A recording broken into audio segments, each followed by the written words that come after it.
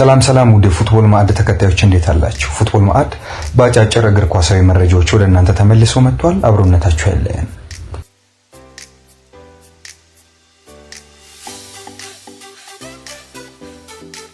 በቅድሚያም አርሰናል በክረምቱ የሚያስፈርመውን ቀዳሚ ተጫዋች እናያለን። የመጀመሪያው የአርሰናል የክረምቱ ፈራሚ ማርቲን ዙቤሜንዲ በክረምቱ የዝውውር መስኮት ራሱን ለማጠናከር ከወዲሁ እንቅስቃሴዎች ላይ የሚገኘው የሰሜን ለንደኑ ክለብ አርሰናል ስፔናዊው አማካይ ማርቲን ዙቤሜንዲን ለማስፈረም ሙሉ ስምምነት ላይ ደርሷል። በያዝነው ሳምንት ከጣሊያናዊው አማካኝ ጆርጂኒዮ ጋር እንደሚለያይ ይፋ የሆነው አርሰናል ተጫዋቹን ለመተካት እንደሚሰራ መግለጹም አይዘነጋም። ባሳለፍነው ጥር ወር አስቀድሞ ስፔናዊው የሪያል ሶሲዳድ አማካኝ ማርቲን ዙቤሜንዲን ለማስፈረም በግል ጉዳዮች ዙሪያ መስማማቱ ይታወቃል። አሁን ላይ አርሰናል የውል መፍረሻውን 60 ሚሊዮን ዩሮ በመክፈል ተጫዋቹን ወደ ኤሚሬትስ ለማምጣት ሙሉ ስምምነት ላይ መድረሱ ተዘግቧል። ዝውውሩ እንዲጠናቀቅ አስቀድሞ ስፔናዊ አሰልጣኝ ሚካኤል አርቴታ ትልቅ ስራን ቢሰሩም ዝውውሩ እንዲፋጠን ከማድረግ ጋር በተያያዘ ጣሊያናዊው አዲሱ የአርሰናል ስፖርቲንግ ዳይሬክተር አንድሬ ቤርታ አስደናቂ ስራ መስራታቸው ተገልጿል። የመጀመሪያው ክረምቱ እንዲሁም የአንድሬ ቤርታ ፈራሚ እንደሚሆን የተነገረለት የ26 ዓመቱ ማርቲን ዙቤሜንዲ በተለያዩ የአውሮፓ ክለቦች ቢፈለግም ፍላጎቱ ለአርሰናል መጫወት ብቻ መሆኑን ተከትሎ ክለቡ ዝውውሩን እንዲያጠናቀቅ ቀላል እንዳደረገለት ታውቋል።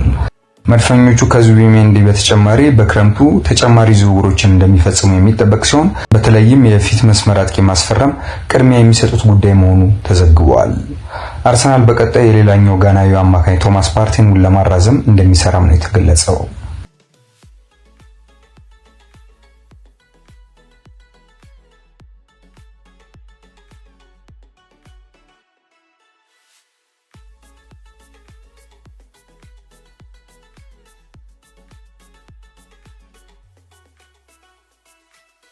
ወደ አውሮፓ ቻምፒየንስ ሊግ መረጃችን ደግሞ እናልፋለን። ፒኤስጂ ነው የምናየው። ፒኤስጂ ለፍጻሜው ጨዋታ 600 የቡድን ሰራተኞች ይዞ ሊጓዝ መሆኑ ተሰምቷል።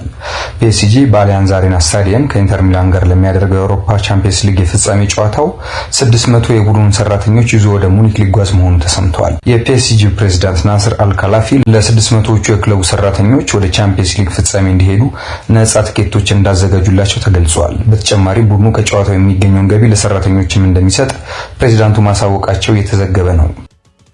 ፒኤስጂ የፍጻሜ ጨዋታውን ቅዳሜ ግንቦት 23 2017 ዓ.ም ሙኒክ አሊያንዝ አሬና ስታዲየም ላይ ከኢንተር ሚላን ጋር የሚያደርግ ይሆናል።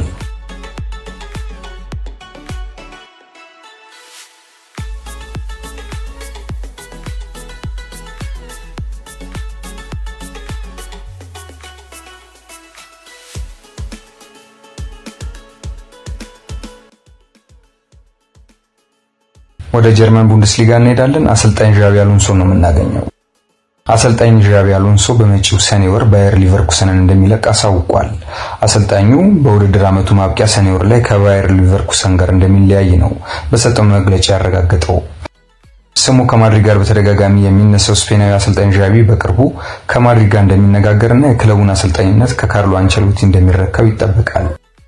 አሰልጣኝ ዣቪ ከጀርመኑ ክለብ ባየር ሊቨርኩሰን ጋር ባለፈው ዓመት የቡንደስሊጋውን የዲኤችኤፍቢ እንዲሁም ሱፐር ካፕ ዋንጫዎችን ማንሳቱ ይታወሳል።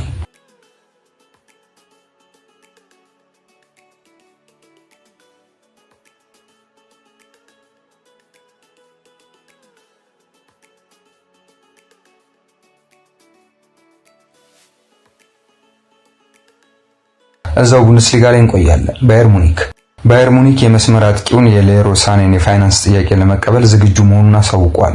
ባቫሪያኑ ከሳኔ ጋር በአዲሱ የኮንትራት ማራዘሚያ ጉዳይ ዙሪያ እያደረጉት ባለው ድርድር ካልተስማሙ በክረምቱ በነፃ ለመልቀቅ ዝግጁ እንደሆኑም ሜትሮ ዘግቧል። አርሰናልን ጨምሮ የበርካታ የአውሮፓ ክለቦች የዝውውር ራዳር ውስጥ የገባው ጀርመናዊ ኢንተርናሽናል አሁን ያለው ውል በሚቀጥለው ወር ይጠናቀቃል። አርሰናል የፊት መስመሩን ለማጠናከር በመጪው ክረምት በዝውውር ገበያው በንቃት እንደሚሳተፍ ይጠበቃል። አሰልጣኝ ሚካኤል አርቴታ በማንቸስተር ሲቲ ክለብ በምክትል አሰልጣኝነት በሰራባቸው ጊዜያት ከሳኔ ጋር የነበረው ቀረቤታ ፊርማውን ለማግኘት ነገሮችን እንደሚያቀልን የተዘገበው። ሆኖም ግን ሳኔ ከ5 ዓመት በፊት ማንቸስተር ሲቲን ለቆ በ45 ሚሊዮን ፓውንድ ወደ ባየር ሙኒክ ካመራ በኋላ በተደጋጋሚ ባጋጠሙት ጉዳቶች ምክንያት ከ104 በላይ የሊግ ጨዋታዎችን ማድረግ አልቻለም። የ29 ዓመቱ ተጫዋች በያዝነው ዓመት ለቡንደስሊጋው ሻምፒዮን ለቪንሰንት ኮምፓኒ ቡድን በሁሉም ውድድሮች 47 ጨዋታዎችን አድርጎ 14 ጎሎችን አስቆጥሯል። አርሰናል በበኩሉ ከቅርብ ዓመታት ወዲህ የቀድሞ የማንቸስተር ሲቲ ተጫዋቾችን ወደ ስብስቡ በብዛት እየቀላቀለ ይገኛል። ለዚህም አሌክሳንደር ዚንቼንኮ፣ ጋብሪኤል ጄሱስ እና ራሂም ስተርሊንግ ማሳያ ናቸው።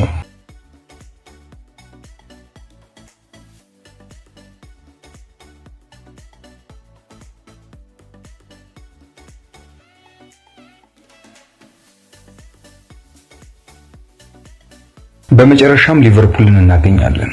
ሊቨርፑል ሻምፒዮን ሆኖ ለምን ደጋፊዎችን የሚያስረጅ ክለብ ተባለ? ሊቨርፑል ከፕሪሚየር ሊግ ቡድኖች ደጋፊዎቹን በጭንቀትና እንቅልፍ በመንሳት 2 ዓመት የሚያስረጀው ቡድን ነው ተብሏል።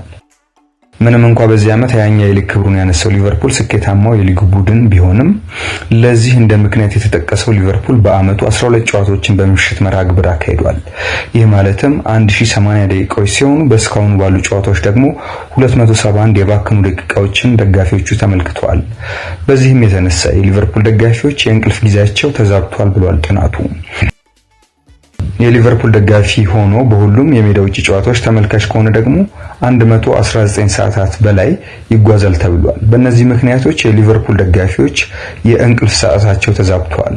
በጥቅሉ ሊቨርፑል ደጋፊዎቹን እንቅልፍ በማሳጣት ከ25 ነጥብ 20.3 እንዲሁም ጭንቀትን በመፍጠር 23.4 ከ25 ተሰጥቶታል።